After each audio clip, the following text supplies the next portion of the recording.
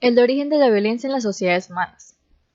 Principalmente, la raíz de la palabra violencia es la combinación de dos palabras en latín, vis, fuerza, y el participio latus de la palabra fero, que es acarrear o llevar, traduciendo así, acarrear fuerza hacia, dándole un significado es de fuerza intensa.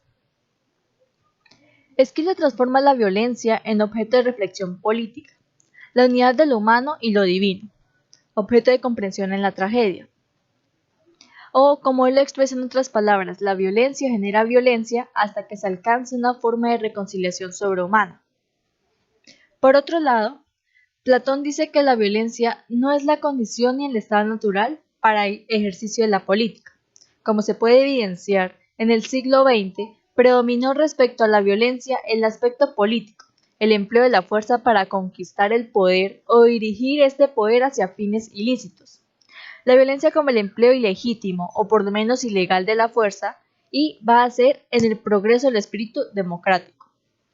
Por otra parte, como destaca Domenech, quien le dio un concepto moderno a la violencia que, a partir del momento en que cada persona está llamada a la categoría de ciudadano, en que reconoce su derecho a la libertad y a la felicidad, la violencia es ahora un fenómeno que tiene relación con libertad, que puede y debe ser combatido y superado.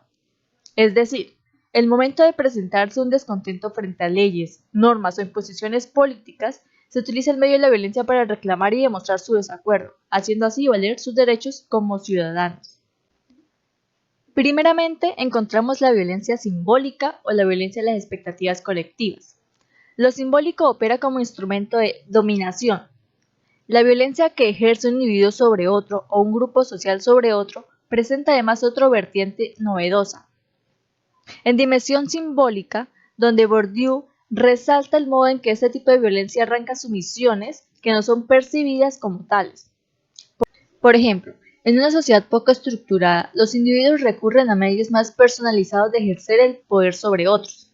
A modo de metáfora, el regalo, que no puede ser correspondido, crea una obligación en el tiempo que vincula al que percibe con el donante, naciendo una relación de deuda personal.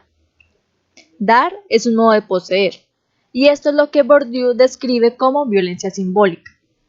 El reconocimiento de una deuda se convierte en agradecimiento. Esta amalgama o mezcla simbólica produce al donante un capital de reconocimiento que le reporta beneficios simbólicos que lógicamente son susceptibles de convertirse en beneficios económicos, llamándolo así capital simbólico. En cambio, las sociedades más estructuradas, con un adecuado desarrollo institucional, la violencia simbólica se hace más difusa o poco precisa. Bourdieu observa que, frente a determinados movimientos de protesta producidos a raíz de formas de explotación económica, aparecen mecanismos de defensa mediante formas de redistribución legitimadoras, es decir, impulsar o favorecer determinadas políticas sociales, financiar fundaciones, creación o donación a hospitales, asegurando así un capital de crédito que parece no deber nada a la lógica de explotación. Continuamente está la violencia fundadora. Para Girard 2005, existe una unidad de todas las mitologías y de todos los rituales, también de la cultura humana, y esa unidad depende por entero de un único mecanismo que coincide con el elemento original de cualquier simbolización, el mecanismo de la víctima propiciatoria o víctima propia.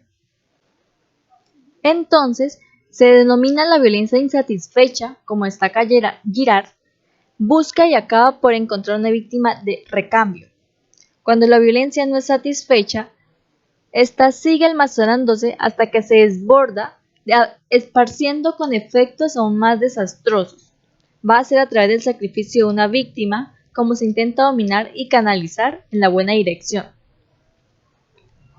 Siguiendo a Girard, si abordamos el sacrificio a partir de un aspecto esencial, a través de este camino real de la violencia, no tardamos en descubrir que está realmente relacionado con todos los aspectos de la existencia humana, incluso con la prosperidad material. Pero si se desvía la violencia hacia una víctima sacrificable, esta pierde de vista el objeto apuntado inicialmente por ella. El sacrificio protege a la comunidad entera, la protege de su propia violencia. Es la comunidad entera la que desvía la violencia hacia unas víctimas que le son exteriores. Aristegui 1994 menciona que son dimensiones las rivalidades, los celos, las peleas entre allegados, lo que el sacrificio pretende ante todo eliminar, para restaurar la armonía de la comunidad y la fuerza de la unidad social.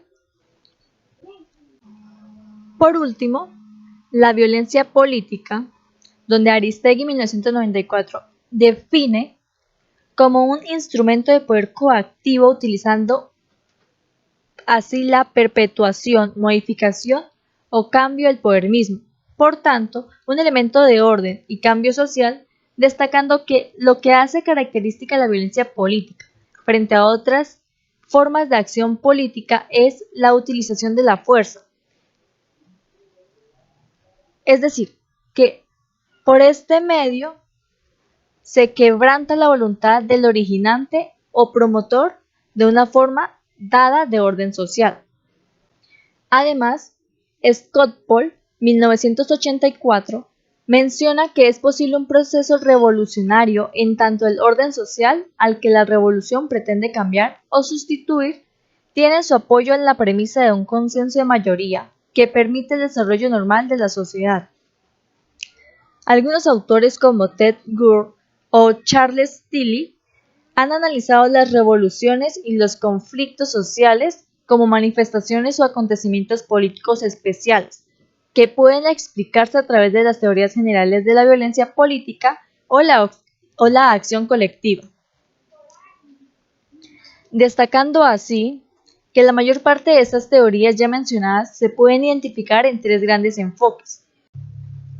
Las teorías del agregado psicológico pretenden explicar las revoluciones por los móviles psicológicos para dedicarse a la violencia política o para unirse a los movimientos de oposición.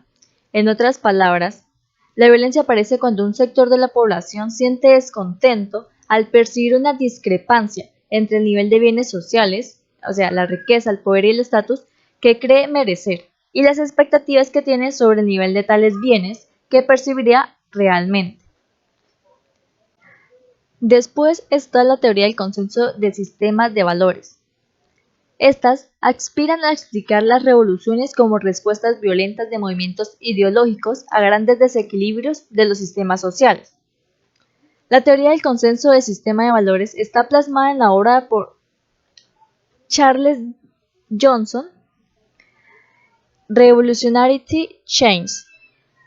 Para él, las revoluciones sociales exigen dos componentes, violencia y cambio. Con base a este modelo, violencia y cambio político serían los rasgos distintivos de la revolución.